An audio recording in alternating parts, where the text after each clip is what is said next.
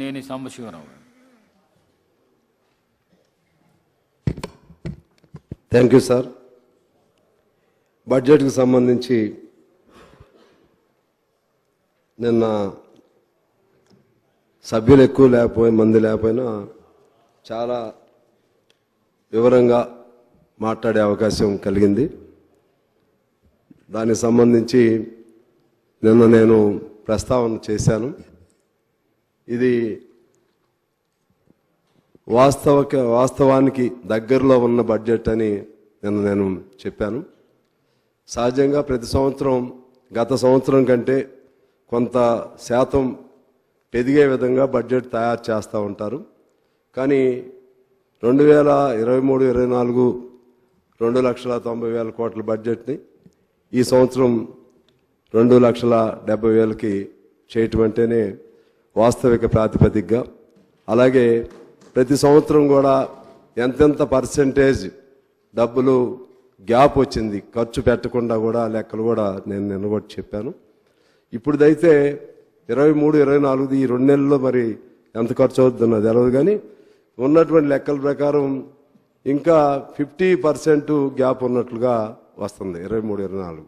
అంటే ఇప్పుడు ఈ మీరు చూపెట్టినటువంటి యాక్చువల్స్ దీని ప్రకారంగా ఇది మరి ఎలా కవర్ అవుతుందో తెలియదు. కానీ ఓవరాల్గా వచ్చేసరికి ఇప్పుడు ఇంతకుముందు బట్టి గారు చెప్పినటువంటి ఆ గ్యాప్ అనేది రావటం వల్ల వాస్తవానికి, అలాగే జరుగుతున్నటువంటి వాస్తవానికి జరిగే పరిస్థితులకి చాలా అంతరం రావటం వల్ల ఆ బెనిఫిట్స్లో కానీ లేకపోతే అంచనాలు వేసుకోవటంలో కానీ ఇబ్బందులు జరుగుతూ ఉంది. అది ఒక గత 10 ఏళ్ల ప్రభుత్వం అని నేను అన్నాను. అది సహజంగా ఆ క్రమం అలా నడుస్తూ ఉంది.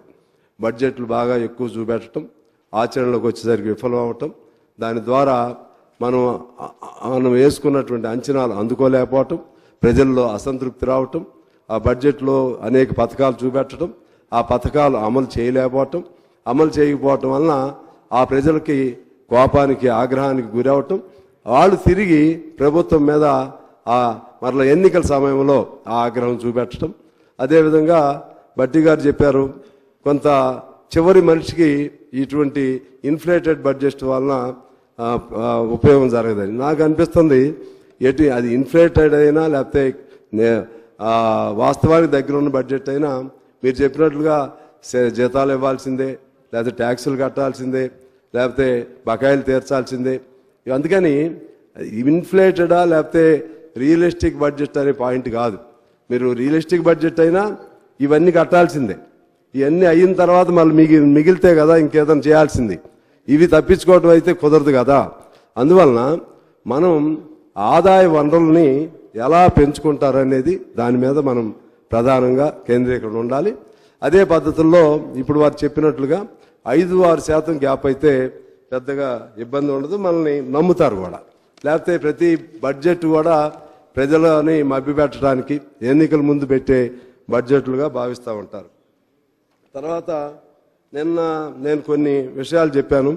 మా బట్టి గారు లేరు, బహుశా గమనంలో తీసుకోలేదేమో తెలియదు, మరి లేకపోతే స్నేహితుడు అనుకున్నారు తెలియదు.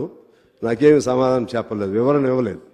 ఎందువల్లంటే నేను చాలా మౌలికమైన ప్రశ్న నేను రైజ్ చేశాను. ఇలా ఎప్పుడు ఈ బడ్జెట్స్ అనేది ఒక క్రతువులాగా, ఒక సాంప్రదాయం లాగా ఉంది. దీనికి ఎక్కడో చోట రెవల్యూషనరీ చేంజ్ రావాలి. బడ్జెట్ ఫలితాలు చివరి మనిషికి అందాలి. దాని ప్రకారంగా అసలు రాష్ట్రంలో పేదవాళ్ళు ఎంతమంది ఉన్నారు, అలాగే సెంటుగుంట భూమి లేని వాళ్ళు ఎంతమంది ఉన్నారు, సొంత ఇల్లు లేని వాళ్ళు ఎంతమంది ఉన్నారు, అలాగే కాంట్రాక్ట్ కార్మికులు ఎంతమంది ఉన్నారు, అవుట్సోర్సింగ్ కార్మికులు ఎంతమంది ఉన్నారు, ఇలా ఇవన్నీ లెక్కలు తీయాలి. రైతాంగంలో కానీ కార్మికుల్లో కానీ వాళ్ళందరికీ మీ బడ్జెట్, మనం వేసే బడ్జెట్ ఫలితాలు అందుతున్నాయా లేదా, లేకపోతే వాళ్ళకి మనం అనుకున్నట్లుగా జీతభత్యాలు అందుతున్నాయా లేదా. ఇంతకుముందు నేను అది కూడా మన అక్బర్ గారు పెట్టినటువంటి ఆ ప్రతిపాదన నేను కూడా అంగీకరించాను. అవన్నీ తీయాలి. దాని మీద ఒక షార్ట్ డిస్కషనా లేకపోతే వన్ డే డిస్కషన్ జరుగుతుందా, జరిగి అందులో వారేమో 6 గ్యారంటీలకు చెప్పారు. నేనేమంటున్నానంటే ప్రతి మనిషికి కూడా చివరికి వచ్చేసరికి ఒక PF ప్రభుత్వ ఉద్యోగస్తులు, రిటైర్డ్ ఉద్యోగస్తులకి లేకపోతే సంఘటిత ఉద్యోగస్తులకి ఎలా PF ఇస్తారో ఆ విధంగా ఇన్సూరెన్స్ కంపెనీలని లేకపోతే ప్రావిడెంట్ ఫండ్ను ప్రొవైడ్ చేయడం ద్వారా by the time of their retirement of their work, అది whether it is a private worker or government employee, on par with government employees. Particularly I'm mentioning about private workers. Private workers సంబంధించి రేపు దిగిపోయిన తర్వాత వాడికి ఒక ఇల్లు ఉండాలి.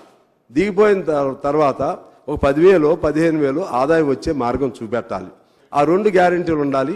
ఇప్పుడు సొంత ఇది మన వైద్యము, చదువు, ఈ 2 ఉచితంగా ఉండాలి.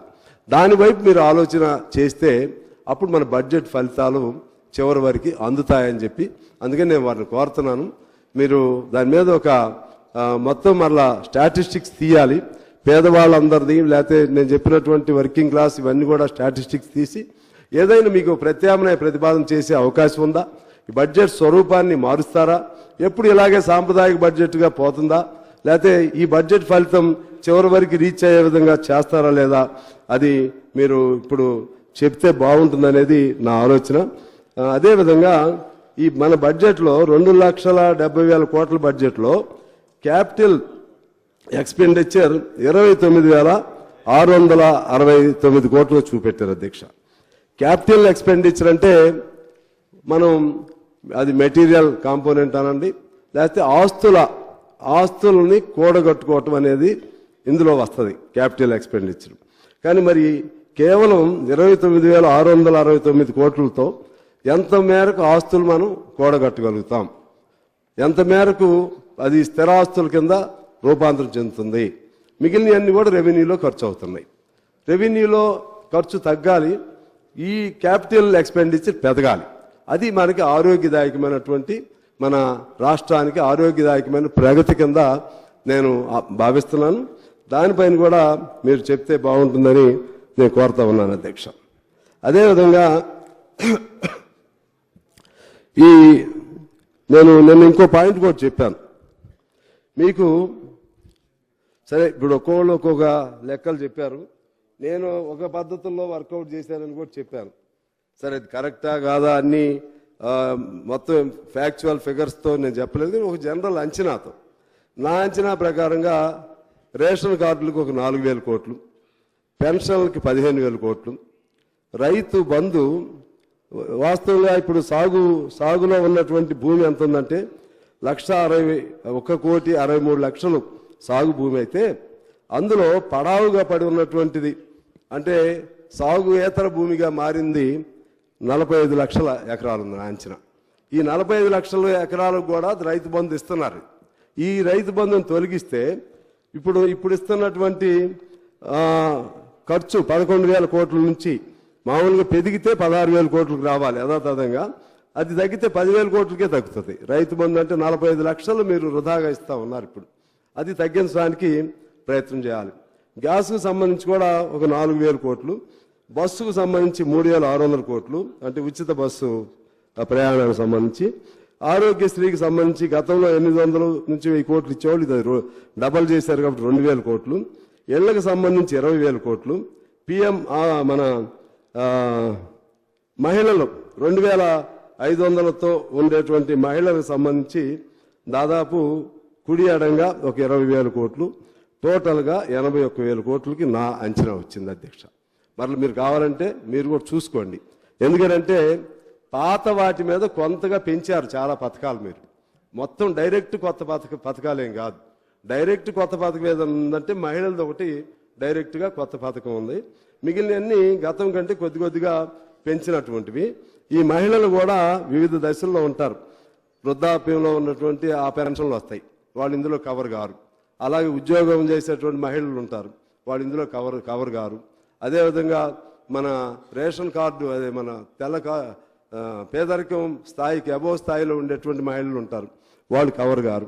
అందువల్ల నాకైతే ఒక విశ్వాసం ఉంది, ఏదో మీకు స్నేహ పార్టీ అని కాదు కానీ మీరు జాగ్రత్తగా వర్కౌట్ చేస్తే దీన్ని మీరు ఫుల్ఫిల్ చేయగలుగుతారనేటువంటి ఒక నమ్మకం అయితే నాకు ఉంది అధ్యక్ష. ఇక ఇంకొక మాట ఏంటంటే, ఇవాళ నేను నిన్న అది కూడా ప్రస్తావన చేశాను. మరి నేను చెప్పాను, మరి సీరియస్గా నోట్ చేసుకోరేమో నాకు తెలియదు. ఎందుకంటే ప్రధాన ప్రతిపక్షం లేకపోతే అంత మేరకు చేసుకుంటారా, లేదా నేను ఒక్కడే సభ్యుడిని కాబట్టి ఏముంది జనరల్గా చెప్తా ఉంటాడని అనుకుంటున్నారు, నాకు తెలియదు. కానీ ఇక్కడ